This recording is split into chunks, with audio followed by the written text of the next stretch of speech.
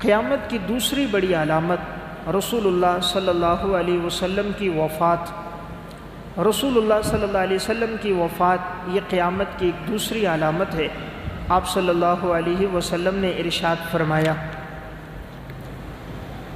حضرت عوف بن مالک سے روایت ہے، اتیت النبی صلی اللہ علیہ وسلم فی غزوۃ تبوک، میں نبی اکرم صلی اللہ علیہ وسلم کے ساتھ تھا غزوہ تبوک میں، وہو فی قبۃ من ادم، آپ صلی اللہ علیہ وسلم ایک خیمے میں تھے جو چمڑے کا بنا ہوا تھا۔ آپ نے فرمایا، اعدد ستم بین ید الساعہ، تم شمار کر دو 6 علامات کو جو قیامت سے پہلے آئیں گی، ان میں ایک علامت موتی، میری وفات۔ تو آپ صلی اللہ علیہ وسلم نے فرمایا، میری جو وفات ہے، میرا دنیا سے جانا، یہ بھی قیامت کی علامت ہے۔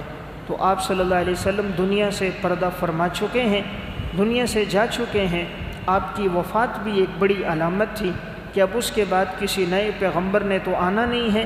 اب شریعت کے احکامات کو کوئی انکار کرتا ہے، جھٹلاتا ہے، تو جس دن کائنات کا اختتام ہوگا اس کے ساتھ ہی قیامت کا وقوع ہوگا۔